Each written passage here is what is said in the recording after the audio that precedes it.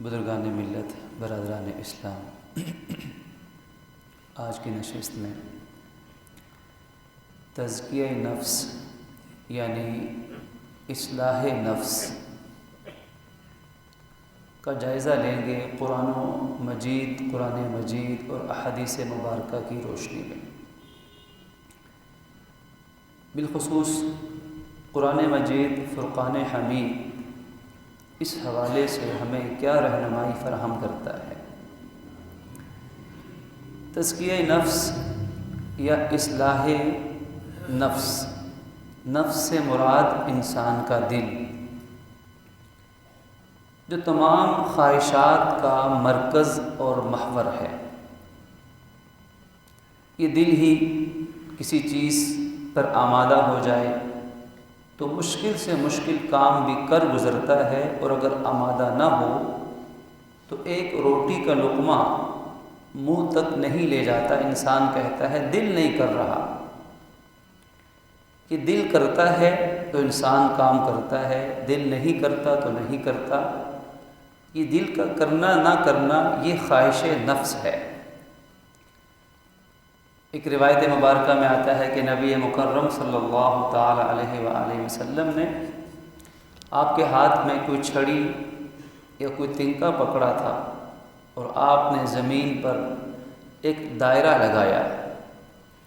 اس دائرے کے درمیان میں ایک چھوٹا سا نشان لگایا۔ اس نشان میں سے لکیریں آپ بناتے رہے، کچھ لکیریں دائرے کے اندر تک رہیں اور اکثر لکیریں اس دائرے سے باہر نکل گئیں۔ پھر آپ نے سمجھایا، اس سے معلوم ہوا کہ تعلیم کے لیے، تربیت کے لیے جدید ذرائع کا استعمال جائز ہے، بلکہ بہتر ہے۔ یہ آپ نے ایک سمجھانے کا طریقہ کہ ان کو ایک پریکٹیکل کر کے دکھایا، ایک مثال تمثیل دی۔ فرمایا دیکھو یہ جو بڑا دائرہ ہے یہ ہے انسان کی زندگی، اور جو یہ جو چھوٹا نشان اس کے اندر ہے یہ ہے انسان، اس کا دل، اس کی خواہش نفس۔ اب اس کے دل میں خواہشات نکل رہی ہیں، خواہشات ہیں، یہ بھی کر لوں، وہ بھی کر لوں، یہ بھی حاصل کروں، وہ بھی حاصل کروں۔ اب ہزار خواہشیں ایسی کہ ہر خواہش پہ دم نکلے۔ انسان بڑی کوشش کرتا ہے کہ میرے ارمان اس زندگی میں پورے ہو جائیں، لیکن ارمان پورے نہیں ہوتے۔ آدمی ارمان لے کر دنیا سے چلا جاتا ہے۔ ہوتا کیا ہے کہ وہ خواہشات ساری اس کی زندگی سے باہر تک دائرے سے نکل رہی ہیں۔ زندگی مختصر ہے لیکن خواہشات لمبی ہیں۔ تو یہ خواہشات انسان کو اگر اللہ اور اس کے رسول کے احکامات کے تابع ہو جائیں تو یہ انسان کو اشرف المخلوقات کے مقام تک پہنچا دیتی ہے۔ اور اگر یہی خواہشات اللہ رسول کے احکامات سے بے پرواہ ہو جائیں، بے نیاز ہو جائیں، اور انسان جو اس کے دل میں آئے وہ کرے، تو پھر یہی خواہشات انسان کو صرف انسان نہیں رہنے دیں گی، بلکہ اس کو حیوانی سطح سے بھی گرا ڈالیں گی۔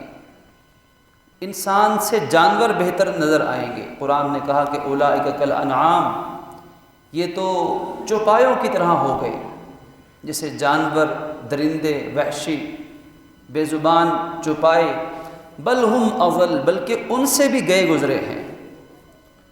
تو جب انسان خواہش نفس کا غلام بنے اور اس کو بے لگام اس کو چھوڑ دے تو پھر انسان انسانیت سے گر جاتا ہے۔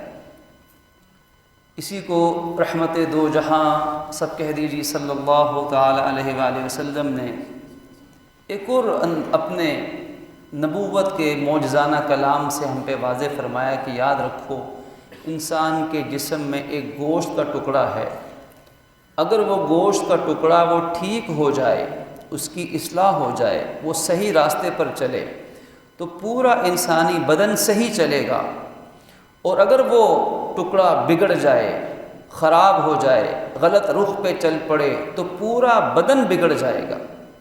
اور 3 مرتبہ فرمایا الا وہی القلب، الا وہی القلب، الا وہی القلب، یاد رکھنا کہ وہ دل ہے، یاد رکھنا کہ وہ دل ہے، یاد رکھنا کہ وہ دل ہے۔ انبیاء کرام علیہ السلام نے دلوں پر محنت کی۔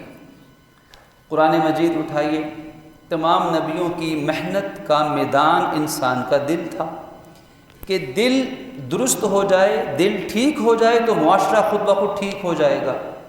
کیا حکمران، کیا افسران اور کیا عوام، سب کچھ ہی ٹھیک ہو سکتا ہے۔ جب تک دل کی اصلاح نہیں ہوگی تو تب تک معاشرتی اصلاح نہیں ہوگی۔ اس لیے نبیوں نے دلوں کو بدلا، خواہشات کو اللہ کے احکامات کے تابع بنانے کی محنت کی۔ حضرت ابراہیم خلیل اللہ علیہ السلام کی یہ دعا ہم پہلے بھی کئی موقعوں پہ آپ کے سامنے عرض کی جا چکی ہے، اور قرآن مجید میں اللہ رب العزت نے کم از کم 4 مرتبہ یہ انداز اور یہ ذمہ داریاں حضور کی دہرائی ہیں۔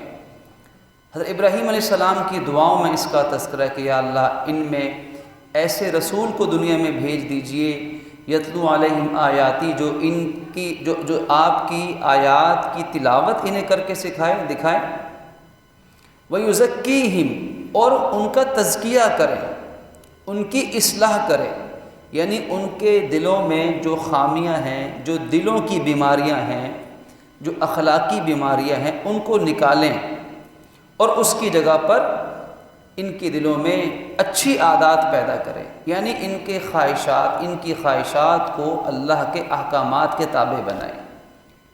چنانچہ نبی پاک صلی اللہ علیہ وسلم نے زندگی بھر یہی فریضہ انجام دیا کہ قرآن مجید سنا کر لوگوں کی اصلاح فرمائی، اپنے فرامین سے اور اپنے اعمال سے، اپنے اخلاق سے، اپنی سیرت مبارکہ سے رحمت دو جہاں صلی اللہ علیہ وسلم نے انسانیت کی اصلاح فرمائی، یعنی انسانوں کو یہ ٹریننگ دی، یہ تربیت دی ہے کہ تم نے اندھے گونگے بہرے ہو کر بلا سوچے سمجھے ہر دل میں آنے والی خواہش کو پورا کرنے میں نہیں لگ جانا، بلکہ دل میں جو خواہش آئے پہلے اس کو شریعت کے ترازو میں تولنا ہے۔ اگر وہ شریعت کے مطابق ہے تو پھر بہترین چیز ہے، شریعت کے مطابق وہ خواہش پوری کی جائے، اور اگر وہ شریعت کے خلاف ہے تو پھر کچھ بھی ہو جائے اس خواہش سے اپنے آپ کو بچانے کا نام اسلام ہے، اسی کا نام ایمان ہے۔ اور دین اسلام یہ ایک الگ بات ہے کہ دین اسلام نے انسان کے جائز خواہشات پہ قدغن نہیں لگائی۔ جائز خواہشات، اچھا کھانا مل جائے، پاکیزہ حلال، اچھا لباس ملے، میں دیکھنے میں اچھا لگوں، میرا گھر اچھا ہو، میری سواری اچھی ہو، معاشرے کے اندر میری عزت ہو، میرے پاس اتنا حلال پیسہ ہو کہ کسی کا محتاج نہ بنوں، یہ جائز خواہشات ہیں۔ حتیٰ کہ جائز سفلی جذبات کو بھی شریعت نے حرام قرار نہیں دیا۔ میاں بیوی کے تعلقات، جائز حلال نکاسی کے طریقے بتائے، نکاح ہے۔ اب میاں بیوی کا تعلق، شریعت نے اس تعلق پر بھی ثواب کی بشارت سنائی ہے۔ صحابہ کرام نے اسی پر تو حیران ہو کر پوچھا کہ یا رسول اللہ صلی اللہ علیہ وسلم، وہ تو انسان محض اپنے نفس کی خواہش کے لیے کرتا ہے، اس پر ثواب کیسا؟ تو نے فرمایا کہ دیکھو، اگر یہ خواہش نفس حرام طریقے سے پوری کرتا تو گناہ ہوتا کہ نہ ہوتا؟ تو فرمایا بالکل ہوتا۔ عرض کیا بالکل ہوتا۔ دیکھو، اس نے اللہ کے حکم کے مطابق خواہش نفس پوری کی ہے تو اس پر اس کو ثواب بھی ملے گا، حالانکہ وہ تو سراسر نفسانی خواہش ہے۔ تو معلوم یہ ہوا کہ جتنی انسانی جائز خواہشات ہیں، جو انسانی فطرت، شرافت، انسان کے مقام اور مرتبے اور حلال طریقے سے ہوں، شریعت نے صرف یہ نہیں کہ ان کو جائز قرار دیا، بلکہ شریعت نے ان کو اعلیٰ پیمانے پر پورا کرنے کا بہترین نظام عطا فرمایا ہے۔ اب یہ چونکہ ایک الگ مستقل، ہم کسی اور طرف نہ چلے جائیں، وگرنہ اشارہ کر دیا کہ شریعت نے پورا نظام دے دیا کہ تمہاری خواہشات پہ جائز پر قدغن کوئی نہیں ہے، بلکہ ان کو بہترین انداز میں پورا کرنے کا نظام ہم دیں گے، دیا۔ مسئلہ کہاں ہے؟ خرابی کہاں سے شروع ہوتی ہے؟ مسئلے کی جڑ اور بنیاد یہاں سے بنتی ہے کہ جب انسان کی وہ خواہش نفس، وہ غیر فطرتی، ناجائز، حرام، یہ اللہ رسول کے حکموں سے متصادم ہو جائے، اس کے خلاف ہو جائے، اور پھر انسان ان کو پورا کرنے میں لگ جائے۔ یہاں سے ساری خرابی کی بنیاد ہے۔ اب یہاں وہ کون سی طاقت ہے کہ جو انسان کی خواہش نفس کو لگام دے، انسان اپنی خواہش نفس پہ قابو پائے، اپنے دل میں آنے والے خیالات پر پہرے حیا کے بٹھائے؟ تو قرآن مجید نے اسی کو ہمارے سامنے ایک نہیں بے شمار مقام پہ بیان فرمایا، اس کے بہت سے راستے بیان فرمائے کہ اپنے خواہش نفس کو قابو میں رکھنا، اپنے دل کے خیالات، اپنی امنگوں، اپنے جذبات کو شریعت کے دائرے میں لانا، تاکہ یہ خواہش نفس انسان کی کامیابی کا ذریعہ بن جائے۔ اب کیسے انسان اپنے نفس کے خیالات اور جذبات اور اصلاح نفس کی طرف آئے، کیسے اس میں بہتری آئے؟ تو اس کے لیے شریعت نے ہمیں پورا ایک نظام عطا فرمایا ہے، اور یہ نظام زندگی کے تمام شعبوں سے متعلق ہے۔ سب سے پہلے تو سب سے بنیادی چیز ہے کہ پروردگار عالم کی محبت، اللہ تعالیٰ کی محبت، والذین آمنوا اشد حبا للہ، اللہ رب العزت کی محبت سب چیزوں سے زیادہ ہونی چاہیے۔ جب اللہ تعالیٰ کی محبت سب سے بڑھ کر ہوگی تو پھر نفسانی خواہشات کی محبت جو ناجائز ہوں گی دل سے نکل جائے گی۔ پھر اولاد بھی فتنہ نہیں، پھر مال بھی فتنہ نہیں، کیونکہ اولاد اور مال یہ اسی وقت فتنہ ہے، اسی وقت آزمائش ہے جب ان کی محبت حد سے بڑھ جائے گی۔ پھر انسان اپنی فیملی کے لیے وہ حلال حرام کی تمیز کھو بیٹھے گا، ان کے مطالبات پورا کرنے کے لیے حلال سے گزارا نہیں ہوگا تو حرام کی طرف بھی جائے گا، اور اسی طرح مال کی محبت جب حد سے بڑھے گی تو پھر یہ فتنہ بنے گی۔ تو فتنہ جب اللہ تعالیٰ کی محبت دل میں آئے گی تو یہ باقی محبتیں، خواہشات دب جائیں گی، کمزور ہو جائیں گی۔ دوسرا بڑا اہم طریقہ اصلاح نفس کا محبت الہی کے بعد وہ ہے محبت کے ساتھ ساتھ اللہ تعالیٰ کی خشیت دل میں ہونی چاہیے، اس کا خوف دل میں ہونا چاہیے کہ جو اللہ سے بغیر دیکھے ڈرتے ہیں، پروردگار فبشرہم، ان کو خوشخبری سنا دیجئے اجر عظیم کی اور کامیابی کی۔ بغیر دیکھے اللہ کا خوف دل میں، اس کی ناراضی کا ڈر دل میں ہے۔ اور تیسری اہم چیز اصلاح نفس کے حوالے سے وہ ہے تقوی۔ اب تقوی کس چیز کا نام ہے؟ پہلے بھی یہ بات چونکہ ہر دفعہ عرض کی جاتی ہے اور عرض کی جاتی رہے گی کہ تمام نیکیوں کی بنیاد تقوی ہے، تمام اچھائیوں کی بنیاد تقوی ہے، تمام عقل مندی کی بنیاد تقوی ہے۔ دل کے اندر یہ احساس پیدا ہو کہ میں نے بچ کے گناہوں سے بچ کے زندگی گزارنی ہے۔ ظاہر ہے کہ میں اور آپ، کوئی انسان کسی اور پلینٹ پہ جا کے، کسی اور خلا میں جا کر ہم زندگی نہیں گزار سکتے، ہمیں اسی دنیا میں رہنا ہے، اور اس دنیا میں اچھائی اور برائی دونوں ہوں گی، حیا اور بے حیائی دونوں پائی جائیں گی، حق بھی ہوگا، باطل بھی ہوگا، خیر بھی ختم نہیں ہوگا اور شر بھی نہیں مٹے گا۔ رہنا یہاں ہے، لیکن رہنا کیسے ہے؟ تقوی کے ساتھ۔ حضرت عمر فاروق رضی اللہ تعالیٰ عنہ خلیفہ دوم، حضرت سیدنا ابی ابن کعب رضی اللہ عنہ جو کہ سید القراء ہیں، تمام قاریوں کے، امت کے قاریوں کے سردار ہیں، ان سے پوچھتے ہیں کہ ابی، تقوی کسے کہتے ہیں؟ عرض کیا کہ امیر المؤمنین کبھی کیا آپ کانٹے دار جھاڑیوں کے راستے سے گزرے ہیں؟ فرمایا ہاں گزرا ہوں۔ کیسے گزرے ہیں؟ بچ کر۔ فرمایا اسی کا نام تقوی ہے۔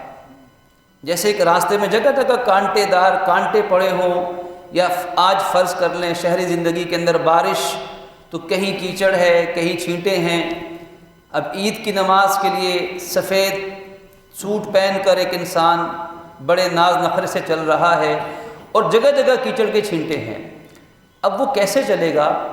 ظاہر ہے کہ وہ آنکھیں بند کر کے تو نہیں چل سکتا، وہ ناک کی سیٹ پر تو نہیں چل سکتا، اس کو یہ خطرہ ہے کہ میرا سوٹ خراب ہو جائے گا، عید خراب ہو جائے گی، تو وہ انسان جمعے کی نماز کے لیے آ رہا ہے تو وہ ایک ایک قدم سوچ کر دیکھ کر رکھے گا کہ یہاں قدم رکھنا، یہاں نہیں رکھنا، یہاں سے گزرنا ہے اور یہاں سے نہیں گزرنا، کیونکہ یہاں سے گزروں گا تو میرا لباس آلودہ ہو جائے گا، خراب ہو جائے گا۔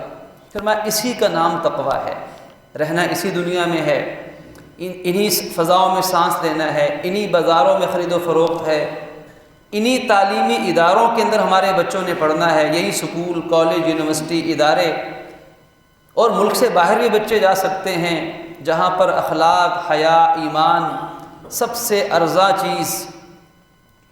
تو اب کیا ہے، اب یہاں پر بچ بچ کر گزرنا ہے، یہ دل پہ نظر ہو کہ کہیں خدا نخواستہ میری خواہش نفس مجھے کسی حرام کی طرف نہ لے جائے، مجھے گناہ کی طرف نہ لے جائے، مجھے ایسے عمل میں مبتلا نہ کر دے جو بعد میں میری دنیا اور آخرت کی بربادی کا سبب ہو۔ یہ خیال اللہ ہمیں اور ہماری اولادوں کو عطا فرما دے، اسی کا نام تقویٰ ہے کہ جب یہ خیال اور یہ تقویٰ دل میں بیٹھ جائے گا، پھر اولاد جہاں مرضی جائے، جس مرضی ماحول میں جائے، انشاءاللہ وہ اولادیں گناہوں سے اور برائیوں سے محفوظ رہیں گی۔ وگرنہ جیسے جیسے وقت گزرے گا گناہوں کے اسباب بڑھتے چلے جائیں گے، اور حدیث مبارک کے مطابق نیکی کرنا مشکل ہوگا جیسے کوئلے کو، جلتے کوئلے کو ہاتھ میں مٹھی میں بند کرنا مشکل ہوتا ہے۔ نیکی اور ایمان کی حفاظت ایسے مشکل ہو جائے گی اور گناہ آسان ہو جائے گا۔ آج سے زیادہ دور نہ جائیں، 20، 25، 30 سال پہلے جا کر حالات دیکھ لیں اور آج سے موازنہ کر لیں کہ آج گناہ کتنا آسان ہو چکا ہے۔ تو الحمدللہ ہمارے اس وطن پاکستان، اللہ اس کی حفاظت فرمائے، یہاں ابھی بھی الحمدللہ نیکی کرنا دنیا میں سب سے زیادہ آسان ترین کام ہے۔ اگر دل راضی ہو جائے، اگر اصلاحت قلب کی ہو جائے تو الحمدللہ ہزار کمزوریوں کے باوجود بھی پاکستان میں دین پہ عمل کرنا، نیکی پر چلنا دنیا کے مقابلے میں آسان ترین عمل اب بھی ہے۔ لیکن دوسری طرف باطل کی محنت جاری ہے، باطل نوجوان ذہنوں کے دماغوں کو کیپچر کر رہا ہے، کڈنیپ کر رہا ہے، ڈی ٹریک کر رہا ہے کہ اس نے محنت جاری رکھی ہے، اور آج گناہ کرنا آسان ہے، گناہ تک اپروچ آسان ہے، آسان بھی ہے، سستی بھی ہے اور عام بھی ہے۔ اب کون بچائے گا نوجوان نسل کو، کون بچائے گا ایک مسلمان کو اس ماحول میں گناہ سے؟ اللہ کی رحمت سے اگر دل میں تقویٰ ہوگا تو یہ جیسے آٹے میں سے بال سہولت سے نکلتا ہے، انشاءاللہ یہ نوجوان ہر طرح کے ماحول میں، یہ بیٹا اور بیٹی یہ گناہ سے محفوظ ہو کر نکلیں گے اگر دل میں تقویٰ پیدا ہو چکا ہے۔ تقویٰ کس چیز کا نام؟ سیلف کنٹرول کا نام ہے کہ اپنے خواہشات پہ اندھے گورے بہرے ہو کر نہیں گرنا، سوچ سمجھ کے چلنا ہے، بچ بچ کر چلنا ہے۔ یہ دل میں تقویٰ کیسے آئے گا؟ اللہ رب العزت نے ہمیں بڑا خوبصورت نظام دیا، روزے کا نظام۔ یا ایھا الذین آمنوا کتب علیکم الصیام کما کتب علی الذین من قبلکم لعلکم تتقون۔ روزے ہم پر پچھلی امتوں پر فرض کیے گئے تاکہ تم پرہیزگار بنو۔ اب روزے میں کیا ہوتا ہے؟ اب رمضان انشاءاللہ آئے گا، اللہ پاک ہم سب کو اس کی برکتیں اپنی رحمت سے عطا فرمائے، لیکن نفلی روزے بھی رکھے جاتے ہیں۔ سنت ہے پیر جمعرات کا روزہ رکھنا، 13، 14، 15 قمری تاریخ کو 3 روزے ہر مہینے میں رکھنا، ہر مہینے میں 3 روزے، یہ نفل ہے۔ سردیوں میں روزے رکھنا اور آسان ہے۔ جوان آدمی ہو تو اس کے اعضاء میں، ارادے میں پختگی، طاقت ہے، وہ زیادہ نفلی روزے رکھ سکتا ہے۔ روزے میں کیا ہوتا ہے؟ روزہ صرف ثواب کے لیے نہیں ہوتا۔ آج ہمارے ہاں ایک بڑی غلط فہمی کہ روزہ صرف ثواب کے لیے ہے، روزہ دعا قبول ہوگی، روزے سے مال میں برکت ہوگی، یہ تو فائدے دیگر۔ اصل روزے کا مقصد ہے کہ یہ پریکٹس کرنا، یہ مشق کرنا کہ کیسے میں اپنے آپ پہ قابو پاؤں گا، کہ مجھے بھوک لگی ہو، پیاس لگی ہو، کھانا پینا حلال موجود ہو، پاکیزہ کھانا۔ اب زمزم خالص، اس سے پاکیزہ پانی کون سا ہو سکتا ہے؟ القاسب حبیب اللہ، نبی کا فرمان کہ ہاتھ سے جس نے کمائی، حلال محنت سے کمایا، اس سے پاکیزہ لقمہ کوئی نہیں ہے۔ اب پاکیزہ ترین کھانا اور پاکیزہ ترین پانی اگر روزے دار کے سامنے رکھ کے روزے میں لا کے رکھا جائے یہ کھا پی لو، تو وہ اس پاکیزہ ترین چیز سے بھی ایسے بچے گا جیسے حرام سے بچتا ہے۔ کہ اب یہ تو نہیں کہ زمزم روزے میں پی لے، روزے پہ فرق نہ پڑے، زمزم بھی پیے گا تو کفارہ رمضان میں کرے گا تو عائد ہو جائے گا، قضا لازم ہو جائے گی۔ تو جس طرح ایک انسان نے اپنے اوپر اتنا کنٹرول کیا کہ بھوک اور پیاس پہ کنٹرول کرنا یہ انسانی نفس کے لیے سب سے مشکل کام تھا۔ سب سے مشکل کیسے تھا؟ اگر ایک انسان کو شدید بھوک اور پیاس لگی ہوئی ہے اور حلق خشک ہے، ہلکان ہو رہا ہے، بھوک اور پیاس سے اس کی جان نکل رہی ہو، اس سے کہا جائے کہ یہ خزانہ تم لے لو، یہ صدارت کی کرسی پر تم بیٹھ جاؤ، یہ عہدہ تمہارے نام کرتے ہیں، یہ جائیداد تمہیں دیتے ہیں، وہ کہے گا کہ مجھے فی الحال تو روٹی کا ایک لقمہ مل سکتا ہے تو وہ دے دو، میں پیاس سے مر رہا ہوں، مجھے ایک گھونٹ پانی پلا دو، میں نے کیا کرنا بادشاہتوں کا۔ تو بھوک اور پیاس کو برداشت کرنا انسانی نفس پر سب سے بھاری ہے۔ اب اس دین اور کی برکت سے، روزے کی برکت سے ایک مسلمان بھوک اور پیاس پر بڑے مزے سے قابو پا لیتا ہے، اور گرمیوں کے روزے بھی لوگ رکھتے ہیں، کئی گھنٹے 18 گھنٹے کا روزہ برداشت کرتے ہیں۔ تو ثابت یہ ہوا کہ جب انسان کئی گھنٹے تک روزانہ مشق کرتا ہے، ہر سال مشق کرتا ہے، ہر مہینے 3-4 دفعہ روزے رکھ کے یہ عملی ثبوت دیتا ہے، تو اس شخص کے لیے نفس کی چھوٹی موٹی خواہشات پہ قابو پانا پھر کوئی مشکل نہیں رہتا۔ پھر اس کی نگاہ بھی شرم سے جھکا کرے گی حرام اگر سامنے آئے گا، اس لیے کہ اللہ کے نبی نے فرمایا کہ آنکھ کا زنا ہے غلط دیکھنا، کان کا زنا ہے غلط سننا، زبان کا زنا ہے غلط بولنا، دماغ کا یہ گناہ ہے غلط سوچنا۔ تو جب دل میں تقویٰ ہوگا، یہ دل بڑا بادشاہ ہے، یہ بادشاہی چلاتا ہے۔ جب دل تقوی کے ساتھ مزین خوشبودار ہوگا تو پھر آنکھ صحیح دیکھے گی، آنکھ میں حیا ہوگی، کانوں میں حیا ہوگی، زبان سوچ کر بولے گی، دماغ سوچنے سے پہلے یہ سوچے گا کہ کہیں حرام تو نہیں سوچ رہا، دماغ بھی سوچے گا کہ میں نے کیا سوچنا ہے۔ تو دل میں اگر تقویٰ آ جائے، اور تقوی کا حصول بڑا آسان ہے، روزے کی برکت سے اپنے نفس پر، خواہش نفس پر قابو پانے کی مشق کر لینی چاہیے۔ اس سردیوں کے دنوں میں کبھی کوئی چند روزے رکھ کر ہم ایسے دیکھیں کہ جس میں روزے کا مقصد صرف یہ ہو کہ میں نے اپنے اوپر جذبات پہ، اپنے خیالات پہ، اپنی بھوک اور پیاس پہ، جائز نفسانی خواہشات پر میں نے کنٹرول کرنا سیکھنا ہے۔ تو دیکھیے آہستہ آہستہ تقویٰ کوئی نایاب چیز نہیں ہوگی، ہر دل تقوی سے انشاءاللہ مزین ہوگا۔ اور پھر قرآن مجید کی تلاوت، ھدی للمتقین، یہ قرآن مجید کی تلاوت، قرآن پاک سے جڑنا، قرآن پاک کو پڑھنا، قرآن پاک کو سننا، یہ تقویٰ کا بہترین ذریعہ ہے۔ قرآن مجید کا خاموش انقلاب ہمارے دلوں کو وہ تازگی دیتا ہے، ایمان کو وہ جلا بخشتا ہے کہ رفتہ رفتہ ہمیں معلوم بھی نہیں ہوگا کہ ہمارے دل کی دنیا بدل جائے گی۔ ذرا قرآن کے قریب آ کر تو دیکھیں، قرآن کے چشمہ فیض سے سیراب ہو کر تو دیکھیں، اپنے موبائل فون کے اندر، اپنے ڈیوائسز کے اندر بجائے فلموں گانوں کے کبھی قرآن کی تلاوت کو بھر کر تو دیکھیں، اور بجائے گانوں کے قرآن کی تلاوت ذرا لگا کر تو دیکھیں۔ دل کی دنیا نہ بدلے یہ ممکن نہیں ہے، یہ ممکن نہیں کہ قرآن کو کوئی محبت سے سنے، ادب سے سنے، ذوق سے پڑھے، اس کے لیے وقت نکالے اور قرآن ہمارے دلوں پہ اثر نہ کرے، یہ ممکن نہیں ہے۔ قرآن تو وہ طاقت ہے، وہ ایک توانائی ہے، اس کا اثر اگر تو اللہ یہ پہاڑوں پر اتارتا تو پہاڑ بھی پاش پاش ہو جاتے۔ ہم کہہ سکتے ہیں کہ قرآن کی تاثیر سے پہاڑوں کے دل بھی پگھل جاتے۔ لو انزلنا القرآن علی جبل لرأیتہ خاشعا متصدعا، وہ دب جاتا، وہ پھٹ جاتا، وہ فنا ہو جاتا من خشیت اللہ، اللہ کے ڈر سے۔ تو دل تو بڑا ہی کمزور ہے، خلق الانسان ضعیفا، انسان کو تو بڑا کمزور ضعیف بنایا گیا، تو یہ دل متاثر کیسے نہیں ہوگا؟ لیکن شرط ہے قرآن کو وقت دینا، اس سے تعلق جوڑنا۔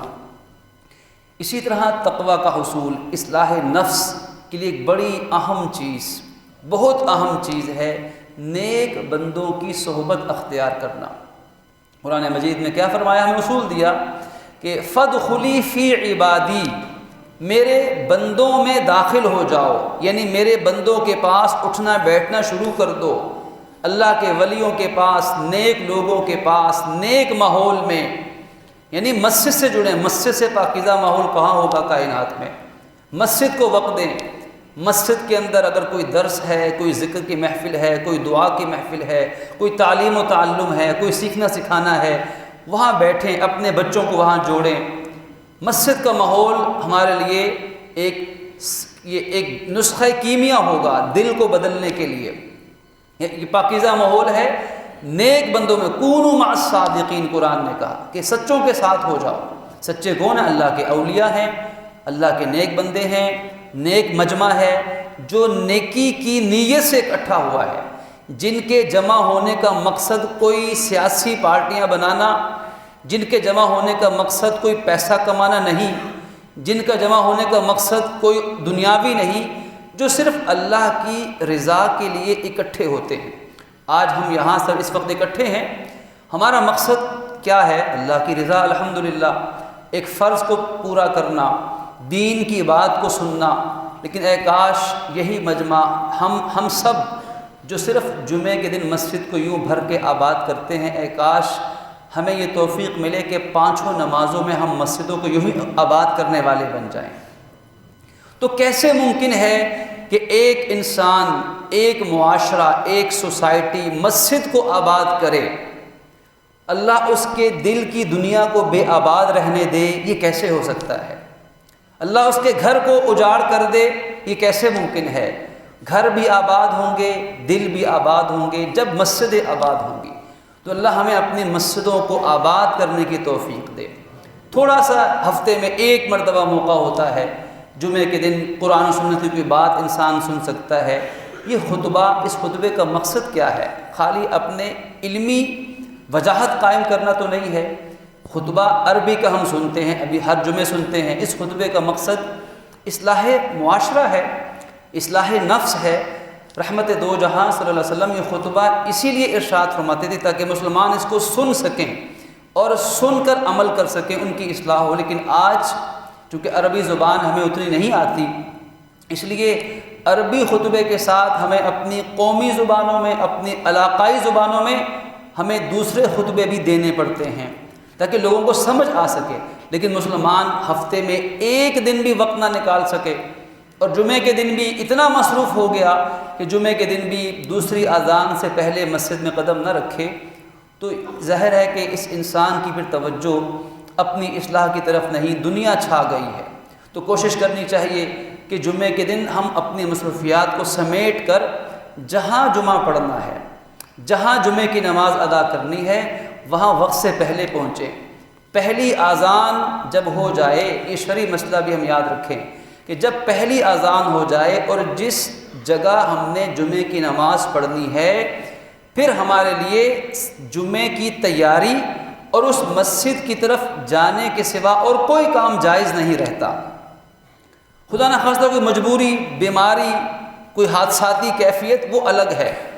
عام حالات میں جہاں ہم نے جمعے کی نماز پڑھنی ہے، مثلا اس مسجد میں ماشاءاللہ آنا ہے، تو پہلی اذان کے بعد یا جمعے کی تیاری جائز ہے، یا اگر تیاری وضو غسل کپڑے ہو چکے ہیں تو پھر اس مسجد کی طرف چل پڑنا ضروری ہوگا، یہ واجب ہوگا، کیونکہ یہ جمعے کا دن خاص ہماری عبادت کا دن ہے، اس میں اللہ کی رحمتیں اترتی ہیں۔ جمعے کا وقت ہمیں 2-4 جملے قرآن و حدیث کے سننے کو مل جائیں گے تو انشاءاللہ اصلاح نفس کا اور اصلاح انسانیت کا سبب بن جائیں گے۔ تو نیک لوگوں میں داخل، فادخلی فی عبادی، تو جو یوں نیک مجمع میں آئے گا، مسجد آباد کرے گا، تو اللہ پاک کیا فرماتے ہیں؟ فادخلی فی عبادی وادخلی جنتی، اور میری جنت میں داخل ہو جاؤ۔ یعنی نیک لوگوں کے ساتھ بیٹھنا، نیک لوگوں کے ساتھ اٹھنا، ان کا وقت دینا، یہ انسان کے لیے جنت کا راستہ ہے۔ تو دعا فرمائیں اللہ رب العزت اپنی رحمت سے ہمیں اپنی ظاہر کی اور اپنے باطن کی اصلاح کی فکر اور کوشش کی توفیق عطا فرمائیں۔ وآخر دعوانا ان الحمد للہ رب العالمین۔